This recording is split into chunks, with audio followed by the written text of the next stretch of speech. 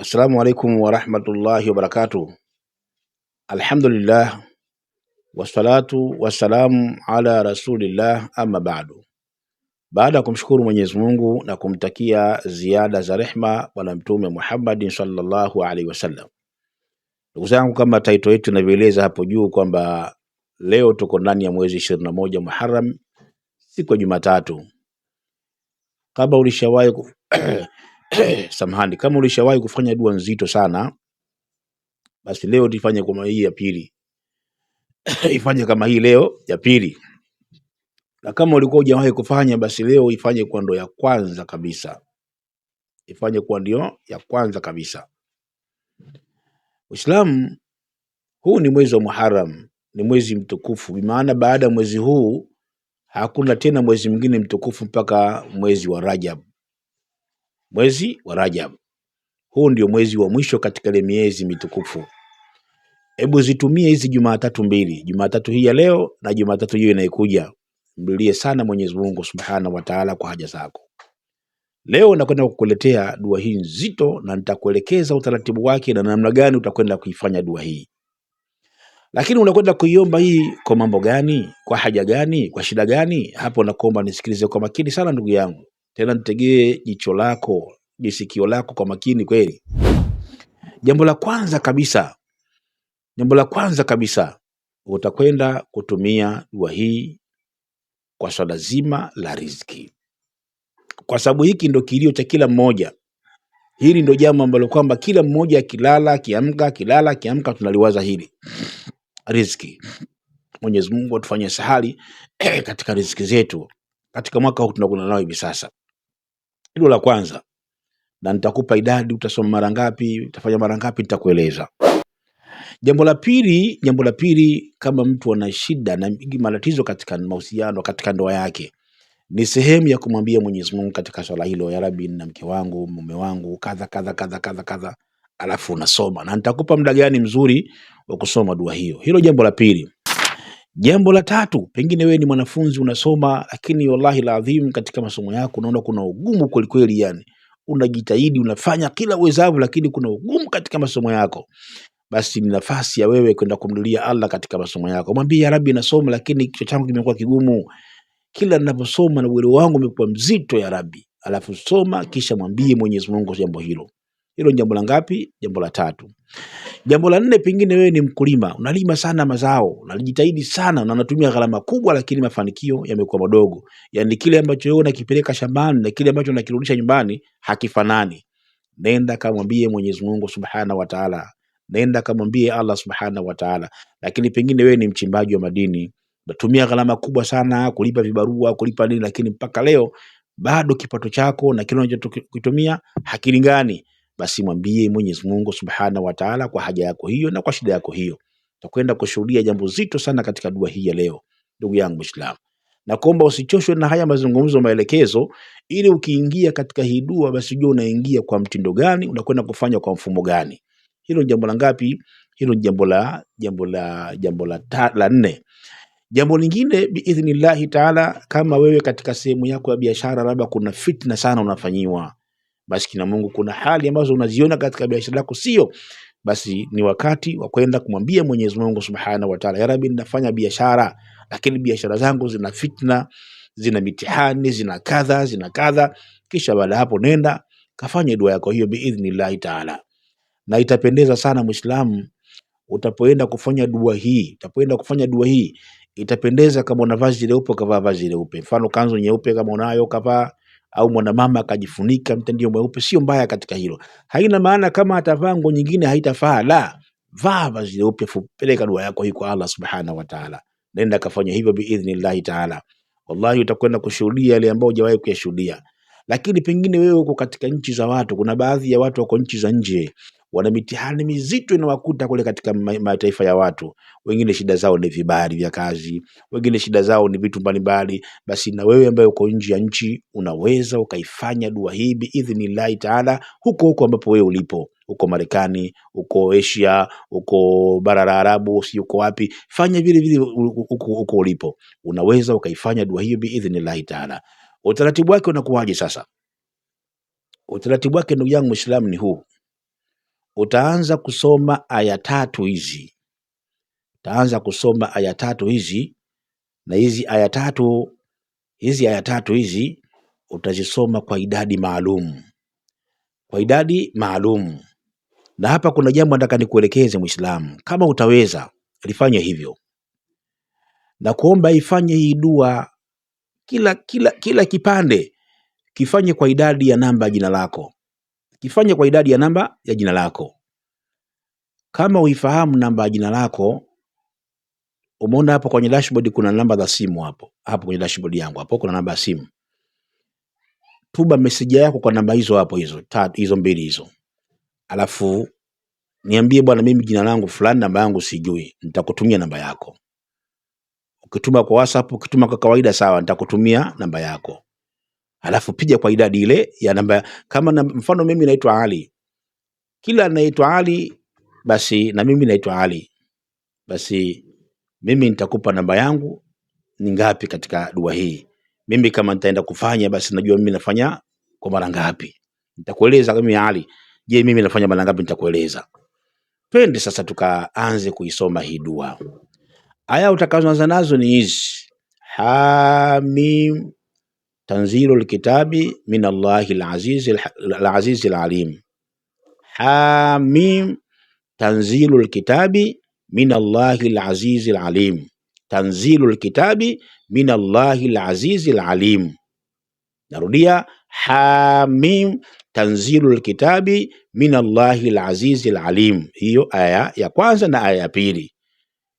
Aya inayofuata ya 3 nasoma ghafiri dhambi wa qabili taubi shadidil iqabi dhi tawli la ilaha illa huwa ilayhi almasir. Narudia, ghafiri dhambi wa qabili taubi shadidil iqabi dhi tawli la ilaha illa huwa ilayhi almasir. Muislamu, hizi ni aya 3 za mwanzo zinazopatikana katika suratu Ghafir. Aya 3 za mwanzo zinazopatikana katika suratu Ghafir. Baada kusoma aya hizo, sasa unakuja kusoma dua ifuatayo. Hapa naomba nisikilize kwa makini sana ndugu yangu Muislamu. Unakuja kusoma dua ifuatayo. Na hii aya unasoma kwa idadi ya namba yako, alafu nakuja hapa unasoma Allahumma antal awwal falaysa qablaka shay'in wa antal akhir falaysa ba'daka shay'in wa anta dhahir falaysa fawqaka shay'in wa antal batin falaysa dunaka shay'in aqdi 'anna dayni wa aghnina minal faqri. Hapa kuna mambo mawili mwishoni hapa. Kama una madeni, unadaiwa mpaka unasumbuka, unapata tabu, hapa sehemu ya mwisho nasema aqdi 'anna dayni. Hapo unamwomba Mwenyezi Mungu Subhanahu wa Ta'ala akulipie madeni yako, akusaidie kulipa madeni yako. Alafu nasema wa aghnina minal faqri. Mwenyezi Mungu nifadhilishe mimi kutokana na ufakiri. Mwenyezi Mungu nitajirishe mimi kutokana na ufakiri. Unaupinga ufakiri, unaukataa ufakiri, unamwomba Mwenyezi Mungu katika hilo. Lakini mwanzo kabisa huko katika dua hii unaanza kumbembeleza, kumshtakia Mwenyezi Mungu Subhanahu wa Ta'ala. Allahumma antal awwal, kwamba Mwenyezi Mungu wewe ndio wa mwanzo, falaisa qablaka shay'in, na hakuna kabla yako wewe, hakuna kabla yako wewe chochote kile. Wa antal akhir, Mwenyezi Mungu wewe ndio wa mwisho, falaisa ba'daka shay'in, hayupo baada yako, hakuna baada yako wewe chochote kile. Wa anta dhahir falaysa fawqaka shay'in wa anta al-batin falaysa dunaka shay'in aqdi 'anna wa aghnina min al-faqri. Hivi ndivyo utapokuwa unasema dua yako hii. Hii nayo utaisoma kwa idadi ya namba ya jina lako. Hapa kwenye namba zingatia sana hapa na tuelewane vizuri. Sio lazima usome kwa namba ya jina lako. La, vinginevyo unaweza ukaifanya mara 7 ama mara 11 ama mara 21, lakini mimi napendelea wewe ifanye kwa idadi ya namba ya jina lako, na nitakupa siri yake baadaye kwa nini ufanye kwa namba ya jina lako. Hiyo ni dua ya kwanza. Tumesoma aya 3 za mwanzo wa surati Al-Ghafir na tumekuja katika hii dua.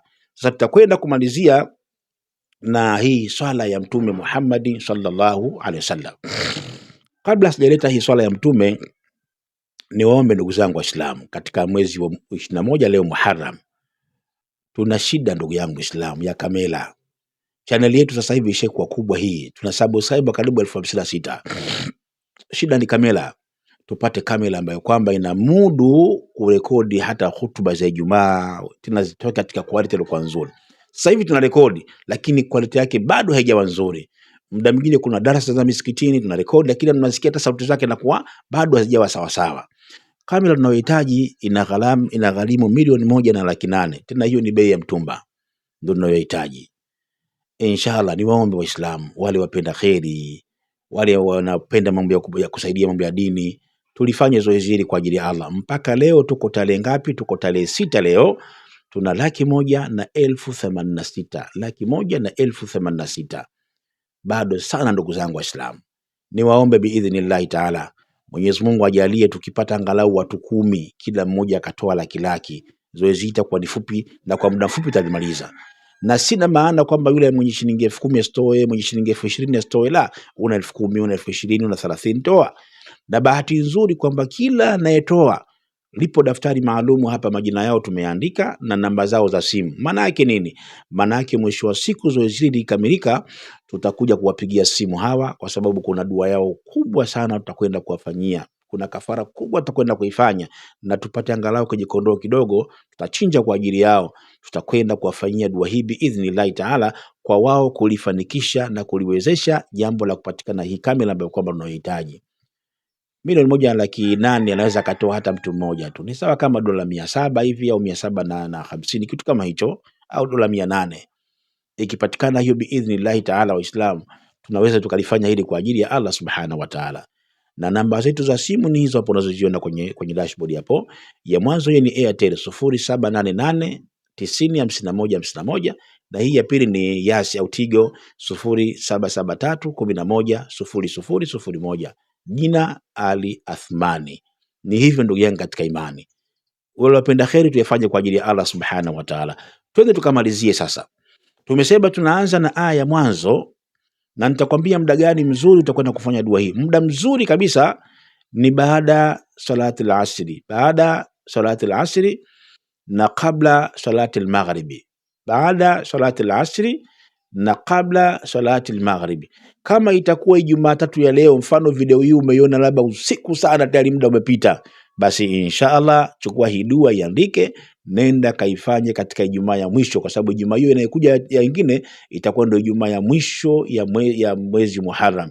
Itakuwa mwezi 28 Ijumaa hiyo ya mwisho. Kwa hiyo kama hii utakuwa video umechelewa kuiona, basi usijali, chukua hii dua iandike, nenda kaisome katika Jumaa tatu ya mwisho kabisa ya mwezi huu wa Muharram. Tumeanza na nini? Tumeanza na aya. Nazirudia tena hizi aya. Nazirudia tena hizi aya. Hizi hapa hizi. Hamim tanzilul kitabi minallahi al-azizil alim. Hamim tanzilul kitabi minallahi al-azizil alim. Hiyo ya kwanza. Ya pili na ya tatu, ghafiri dhambi wa qabili taubi shadidul iqabi dhitawli la ilaha illa huwa ilayhi almasir. Ni aya za mwanzo 3 katika suratu Ghafir. Baada hapo tukasema kuna dua hii utakayosoma inasema, Allahumma antal awwal falaysa qablaka shay'in wa antal akhir falaysa ba'daka shay'in wa antal dhahir falaysa fawqaka shay'in wa antal batin falaysa dunaka shay'in aqdi anna. Kama uko mwenyewe unasoma aqdi anni daini wa aghnina min alfaqri. Baada ya hapo sasa ndio unakuja kusoma swala hii ya Mtume Muhammad sallallahu alaihi wasallam, nayo utaisoma kwa idadi ya namba ya jina lako. Nimesema kama uelewi namba yako, nitumie tu message hapo WhatsApp au kawaida, niambie bwana namba yangu sijui, basi nitakutajia biidhnillah taala. Dua ni hii, swala ni hii. Unasema Allahumma inni as'aluka binuri wajhi llahi alazim. Narudia, Allahumma inni as'aluka binuri wajhi llahi alazim alladhi mal'a arkana arshi llahi alazim. Narudia, Allahumma inni as'aluka binuri wajhi llahi alazim alladhi mal'a arkana arshi llahi alazim وقامت به عوالم الله العظيم أن تصلي على مولانا محمد ذي القدر العظيم وعلى آله نبي الله العظيم بقدر عظمة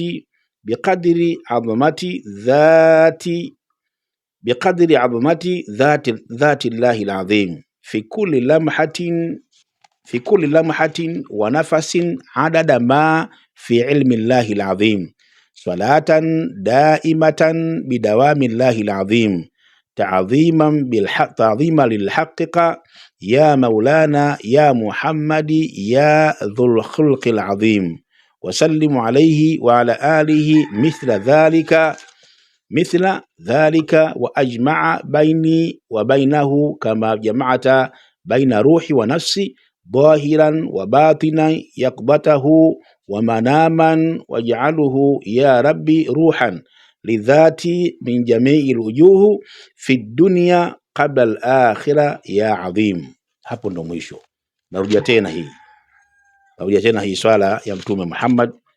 Unasema Allahumma inni as'aluka binuri wajhi Allahi al-azim alladhi mala'a arkana arshi Allahi al-azim wa qamat bihi awalimu Allahi al-azim an tusalli ala maulana Muhammadi dhil qadri al-azim wa ala alihi nabiy Allahi al-azim biqadri azmati dhati Allahi al-azim fi kulli lamhatin wa nafasin adada ma fi ilmi Allahi al-azim salatan daimatan bidawami Allahi al-azim تعظيما للحقك يا مولانا يا محمد يا ذو الخلق العظيم وسلم عليه وعلى آله مثل ذلك وجمع بيني وبينه كما جمعت بين الروح ونفسي ظاهرا وباطنا يقمته ومناما واجعله يا ربي روحا لذاتي من جميع الوجوه